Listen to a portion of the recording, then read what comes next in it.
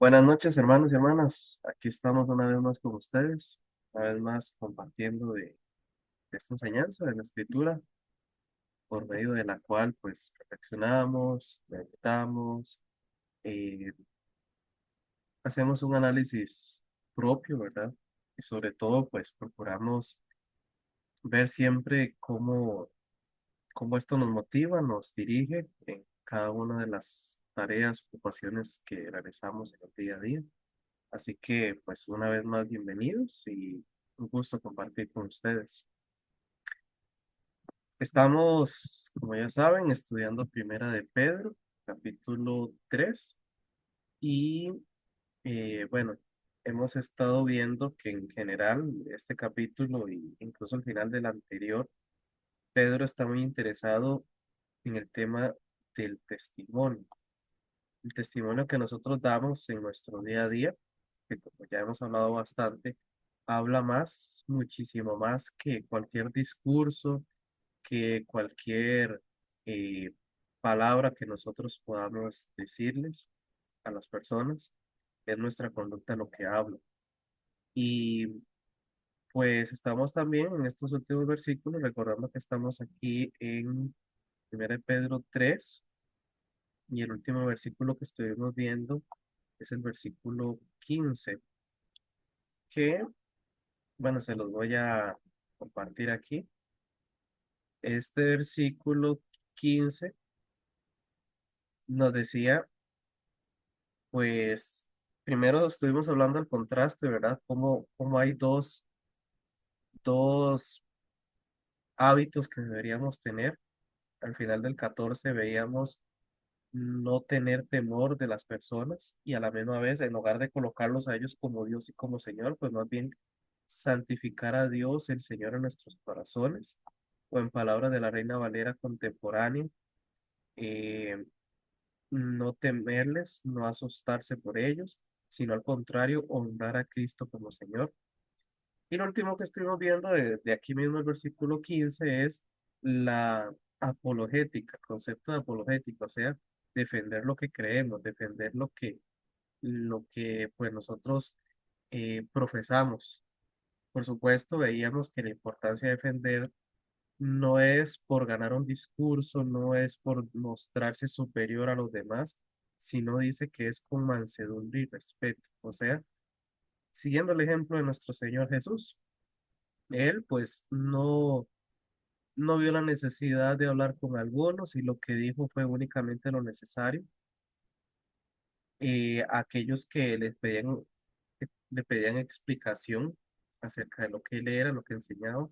Entonces él es nuestro modelo también en ese sentido para presentar defensa, o sea, decir por qué creemos lo que creemos, porque estamos convencidos de ello. Y hablamos de que es importante, pues saberlo, ¿verdad? Ojalá todos los creyentes tuviéramos de verdad las palabras suficientes para decir por qué creemos lo que creemos, por qué hacemos lo que hacemos.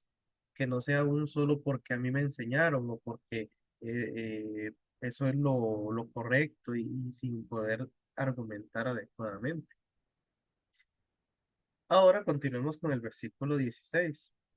Vamos a leerlo, siempre, como hemos dicho, manteniendo la secuencia, porque cuando Pedro escribe, así como cualquier otro autor de la escritura, él no está dividiendo en versículos o en capítulos, él está escribiendo pues de seguido. Entonces, siguiendo esta misma idea de la defensa de la fe, continuamos el 16, en el cual dice la Reina Valera contemporánea: tengan una buena conciencia para que sean avergonzados aquellos que murmuran y dicen que ustedes son malhechores y los calumnian por su buena conducta en Cristo. Aquí Pedro nos menciona un tema que, pues bueno, en la escritura no está como tan en detalle, pero que sí es importante, sí es mencionado varias veces, y es el tema de la conciencia. ¿Qué podemos decir de la conciencia? Bueno, incluso, por ejemplo, aquí en el diccionario bíblico Lexan define que la conciencia es la capacidad o facultad de intuición moral, percepción o reflexión. el conocimiento interno o el sentido que posee una persona para obedecer o transgredir las normas morales. Un testigo interno de la obligación moral basado en la intuición o la autoevaluación. Diciéndolo de forma más resumida, la conciencia es aquello dentro de nosotros que nos dice está bien o está mal hacer algo. El término griego del que se traduce dice que puede significar conciencia o un sentimiento íntimo. Y vean que la misma raíz de esta palabra se puede también traducir como saber o conocer. Entonces yo creo que en general nosotros ya tenemos como un concepto básico de lo que es la conciencia, ¿verdad? Es aquello que nos dice esto está bien o esto está mal. Es aquello que nos refrena ante, ante hacer ciertas cosas, ante hacer pues ciertas eh, conductas, llevar a cabo ciertas conductas o decir ciertas cosas. La conciencia, y voy a tomar unas ideas aquí del comentario de John MacArthur que me parecieron bastante atinadas para hablar del tema de la conciencia. Entonces dice que la conciencia, permítanme un segundito.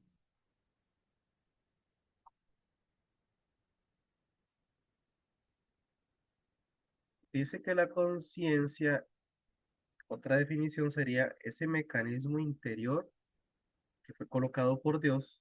Eso sí tenemos que tenerlo muy presente. La conciencia nos ha sido dada por Dios,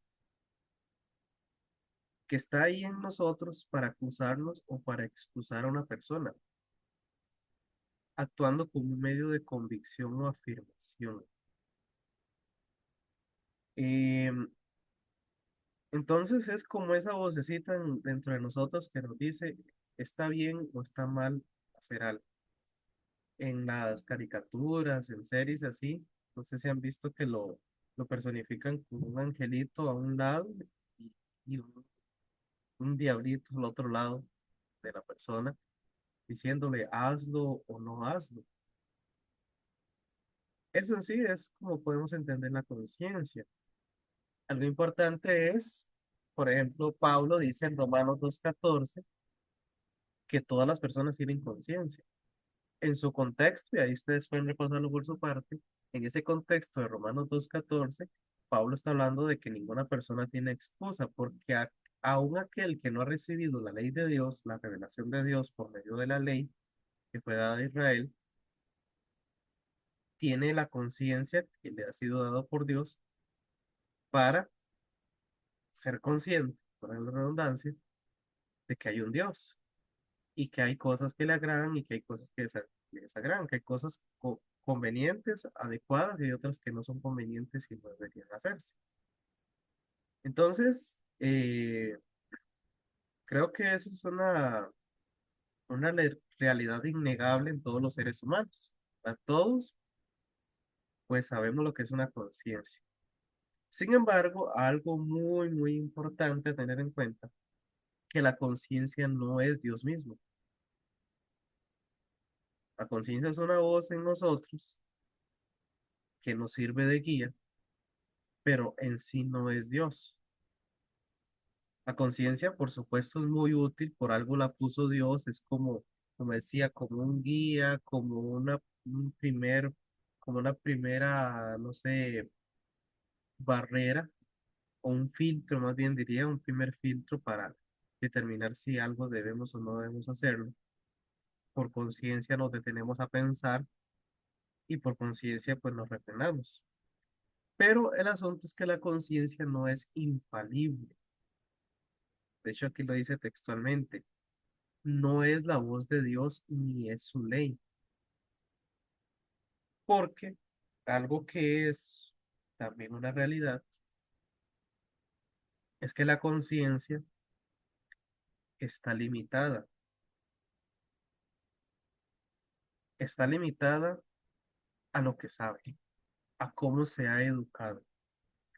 Un ejemplo así muy, muy simple, porque no, en realidad no es tan simple como lo diría, pero para entender la idea, es si nosotros nos comparamos con las tribus ahí en el Amazonas o allá en lo profundo de las selvas africanas, las tribus caníbales. Creo que nosotros, esta parte del mundo occidental, y desarrollada, entre comillas, desde que crecemos se nos enseña que el canibalismo está mal. Y aunque uno no sea creyente, puede ser el más grande ateo, pero su conciencia le dice que comerse a otros seres humanos está mal, ¿verdad? Creo que hasta es incuestionable en nuestro contexto. Pero resulta que en esos otros contextos, estas tribus apartadas completamente de esta parte del mundo, para ellos la conciencia no les acusa. No hay algo que les diga eso está mal. Para ellos quizás sea muy normal, quizás sea parte de de la práctica de su religión y su conciencia como tal no les acusa. ¿Cuál es la diferencia entre uno y otro? La diferencia es el conocimiento que ellos poseen. Ahora llevémoslo a, no sé, a un contexto más inmediato. ¿Por qué cuál es la diferencia entre un muchacho, un adolescente que creció en un hogar creyentes, a un adolescente que creció en un hogar disfuncional, de inconversos y a la misma vez con muchas problemáticas? ¿Por qué el que creció en un hogar disfuncional ve todo lo que tiene que ver con las ideologías de género como algo normal, como algo lógico quizás, y mientras el creyente no lo ve tan igual? Hay algo en su conciencia que le dice, no, yo no puedo aceptar eso. Bueno, es lo mismo, es el conocimiento que posee la conciencia de ellos. Si el niño que creció en un hogar de creyentes hubiera crecido en el hogar de inconversos, quizás pensaría exactamente lo mismo. Quizás tendría esa misma clase de pensamiento. Entonces ahí es donde les ilustro esto de que la conciencia no es la voz divina y la conciencia no es infalible. La que sí tiene quien sí tiene la palabra final definitiva, pues es Dios. Y por eso se nos ha dado justamente la escritura, la revelación divina, porque lo que nosotros sabemos no es suficiente. De hecho, por ahí, creo que es Juan que dice que mayor que nuestra conciencia es Dios,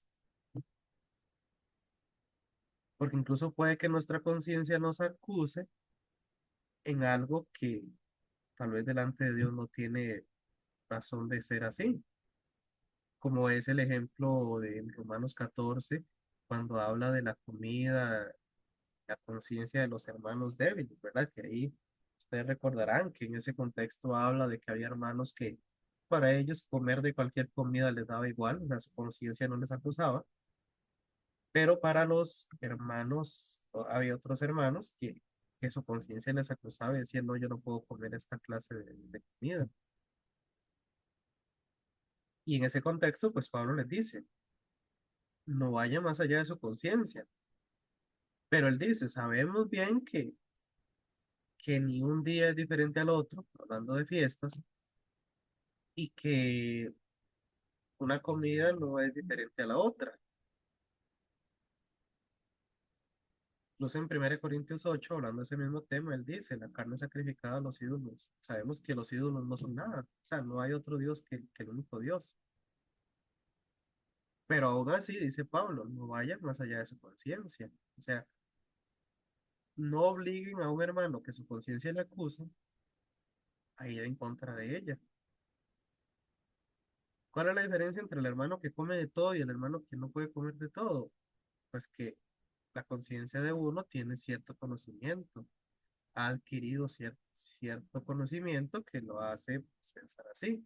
También a eso uno puede agregarle el trasfondo, puede que el hermano más liberal, diciéndolo entre comillas, es porque creció en un hogar en el cual pues efectivamente no había mucho ritualismo, mucho eh, superstición, por decirlo así.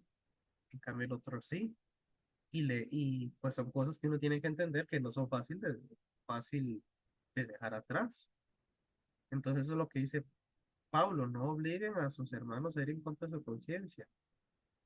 Puede que al final de cuentas con el tiempo, ya esto no lo decía Pablo ahí, pero en la experiencia, incluso podría decirles personal, puede que con el tiempo ya esa conciencia, conforme se vaya educando, poco a poco, entonces ya tenga la capacidad de decir, bueno, sí puedo ceder en eso, ya no me siento pues con la conciencia que me culpe en eso.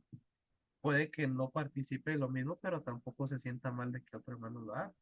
Pero es un proceso que es poco a poco y es un proceso en el cual nosotros, pues, si somos la parte más fuerte en el tema, pues hemos de actuar en amor. Pero el punto principal es saber que la conciencia necesita ser educada, necesita ser enseñada. Ahí es donde es fundamental que nosotros de verdad tengamos el hábito del estudio bíblico. Porque entre más nosotros conozcamos la escritura y no solo digamos aprender y saberse cosas de memoria, porque al final terminaríamos igual, sino ver la esencia detrás de por qué la escritura dice lo que dice. Porque entonces nuestra conciencia va adquiriendo esos principios bíblicos y los va tomando como su parámetro. De manera que se hace más confiable nuestra conciencia. Ya cuando nos acusas porque eso que se está presentando, esa conducta, esas palabras, lo que sea, está cada vez más acorde a lo que efectivamente la escritura dice que debemos evitar. Entonces, bueno, espero que me esté dando a entender con este punto, porque podríamos decir, volviendo a la frase ahí de Pedro, volviendo aquí a, a primera de Pedro 16,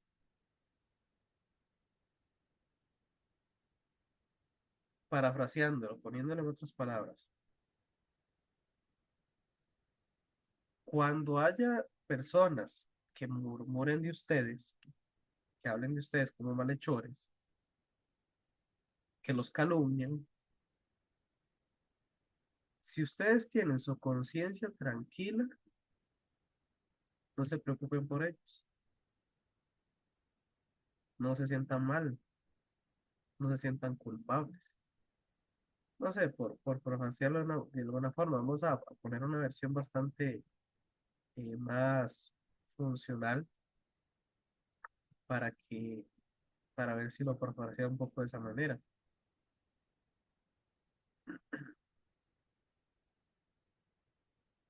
Bueno, esta versión quita el tema de la conciencia, dice, pórtense bien como buenos seguidores de Cristo para que los que hablan mal de la buena conducta de ustedes sientan vergüenza.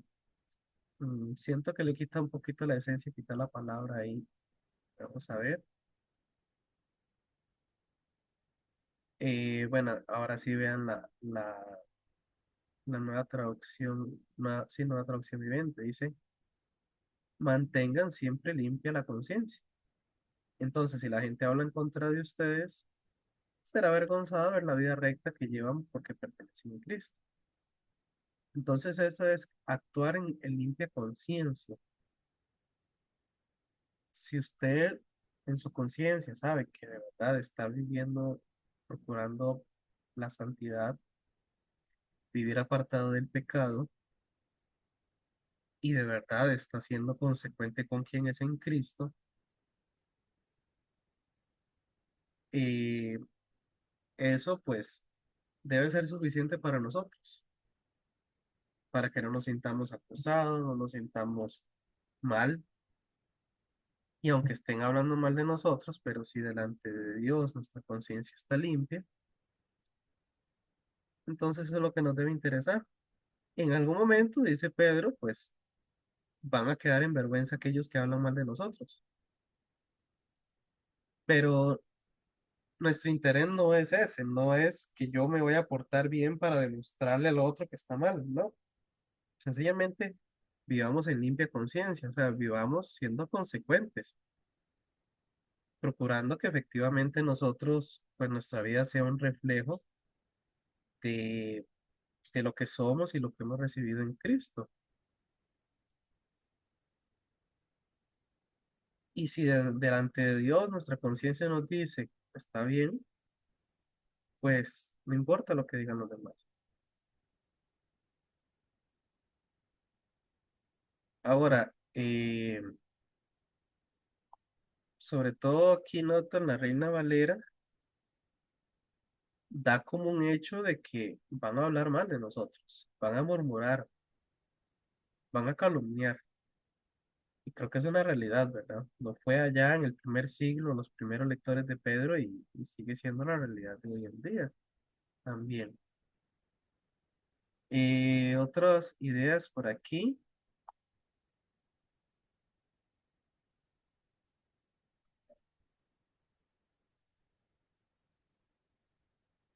Bueno, aquí vean cómo lo dicen las palabras de MacArthur, lo que les estaba diciendo antes. No podemos rechazar la voz de la conciencia con impunidad, pero podemos modificar la norma de conducta con la cual se mide si obtenemos una mayor comprensión de la verdad. Ven, entre hay una mayor comprensión de la verdad, pues más confiable es como norma de conducta la conciencia. También dice aquí, bueno, y creo que lo sabemos bien, dice que la Biblia enseña la importancia de tener una limpia y buena conciencia. Entonces, por ejemplo, Pablo le dice a Timoteo, el propósito de este mandamiento es el amor nacido de corazón limpio y de buena conciencia y de fe no fingida. Ven, ahí Pablo le está diciendo a Timoteo que el propósito de la enseñanza, el mandamiento, es que seamos de buena conciencia, corazón limpio, una fe no fingida. Esto está en 1 Timoteo 1:5, por si quieren anotar ahí la cita. Otro texto, ahí mismo, en este mismo capítulo, dice el versículo 19, cuando Pablo habla de la importancia de mantener la fe y la buena conciencia, porque incluso algunos, por desechar la conciencia, naufragaron en la fe. Entonces ahí más bien habla de qué ocurre cuando uno niega la conciencia. Luego otro texto que menciona aquí mismo, en ese 1 Timoteo, está en capítulo 3 versículo 9, que como parte de los requisitos que Pablo le menciona a Timoteo para los diáconos, dice que guarden el misterio de la fe con limpia conciencia. Entonces veamos que solo en esta carta, pues para Pedro, bueno, para Pablo, ¿verdad? Pero en general vemos que en la escritura es un tema importante el de la conciencia, pero siempre teniendo presente esto, ¿verdad? La conciencia hay que educarla, hay que instruirla y eso pues únicamente para que sea una conciencia basada en los principios bíblicos, que es a la misma vez pues son los principios de la santidad de Dios, de la justicia de Dios, hay que educarla con la escritura, ¿verdad? Con la enseñanza que Dios nos ha dejado.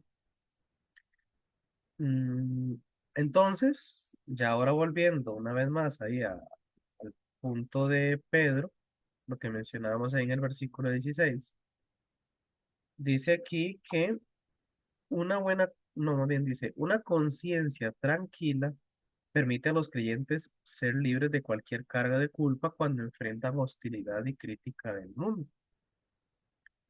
Ven, si la conciencia está tranquila, debe ser porque está basada en la enseñanza de la escritura, ¿verdad? Es la que nos va a capacitar.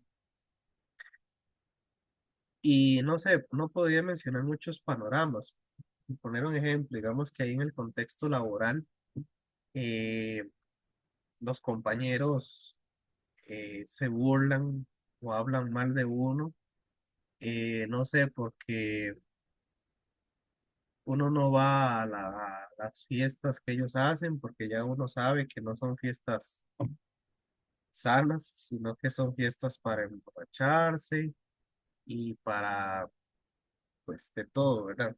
Como sabemos que ocurre en el mundo. Entonces, que hablen mal de nosotros, diciendo que nosotros somos unos aburridos o que somos unos, eh, lo típico, ¿verdad? De que jugamos de santurrones, hasta dicen, ¿verdad? De que pueden decir que hipocresía, porque todos los cristianos son iguales. Y eso inevitablemente, pues a uno lo puede hacer sentir mal. Pero ¿qué dice Pedro? Si en su conciencia usted sabe que está haciendo algo, o más bien, si usted está actuando de esa manera porque su conciencia le dice que es lo adecuado, que no le conviene, no le corresponde eh, ir a alguno de esos lugares, pues estése tranquilo. No permita que la difamación, que la burla lo hagan sentir mal. Y como ya hemos hablado, como lo vimos en el versículo anterior, sea lo que hagan las personas de este mundo, eso no va a cambiar nunca quiénes somos. Nunca va a cambiar nuestra identidad, nuestro valor, el lugar al que pertenecemos en Cristo. Como ya hablamos del ejemplo de Jesús, y de hecho lo va a retomar más adelante, y vamos a ver en otros versículos más adelante, por más que lo difamaron, por más que lo injuriaron, por más que lo acusaron falsamente, eso no disminuyó quién era Jesús, no disminuyó su identidad, su valor, porque sabía muy bien que en su conciencia él sabía que estaba haciendo, que era transparente, que era real lo que estaba diciendo, que cuando decían que él le mentía y que estaba blasfemando, él sabía en su conciencia que no era así.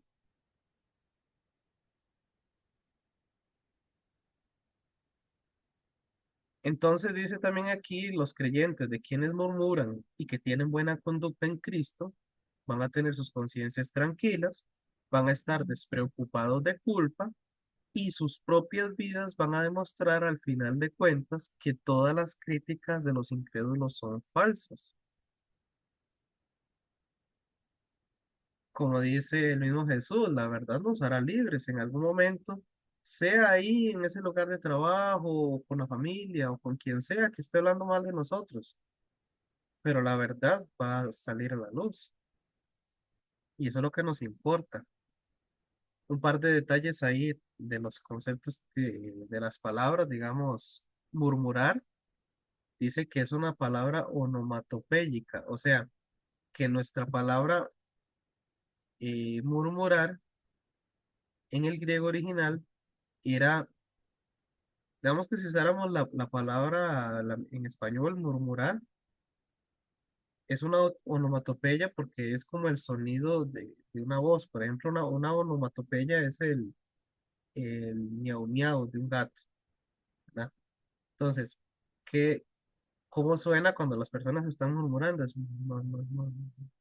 entonces, más o menos es lo que quiere decir esta palabra, que en el griego es como, es el sonido que producen aquellos que están hablando mal, que están susurrando, hablando mal a las espaldas y lo están haciendo en un murmullo. Calumnia puede significar una amenaza, un insulto o un maltrato. Entonces estamos hablando de cosas que pues son delicadas, ¿verdad? Porque creo que ninguno de nosotros se siente cómodo sabiendo que alguien está hablando, murmurando de sí o calumniándole. Y quizá la primera tendencia de nosotros sea ir y defendernos y decirle, no, deje de estar hablando de mí, no, deje de estar calumniándome. Muy posiblemente querer defendernos de esa manera no funcione mucho en un contexto de personas que pues deliberadamente están queriendo hacernos ese daño. Entonces, ¿Qué es lo que nos corresponde? Ya lo vimos también antes, encargar nuestra causa al Señor. Si nuestra conciencia está tranquila, dejemos la carga, la situación a nuestro Señor. Si delante de Él nos sentimos en confianza, pues entonces dejemos nuestra causa a Él. Bueno, vamos a dejarlo ahí. Con eso, pues hemos analizado el versículo 17. Entonces, ya el día de mañana, Dios mediante, vamos a continuar con el versículo 18, en el cual, como mencioné antes, Pedro retoma una vez más el modelo de Cristo para nosotros en ese tema de la calumnia, de la mentira y lo que esto pues tiene que ser una inspiración para nosotros. ¿Ok? Entonces, oremos. Padre, te agradecemos por la palabra que nos has brindado una vez más. Esta noche hemos podido reflexionar y también pues recordar que lo que importa más allá de lo que el mundo quiera hablar de nosotros, pues es lo que tú sabes de nosotros. Ayúdanos, eso sí, a asumir la responsabilidad de empaparnos de tu palabra, en lo que nos enseñas en cuanto a lo bueno y lo malo, para que eso sea lo que nos guíe en nuestra conciencia. Te agradecemos, Señor, y te oramos en Cristo Jesús. Amén. Nos vemos Dios mediante el día de mañana. Muy buenas noches y bendiciones.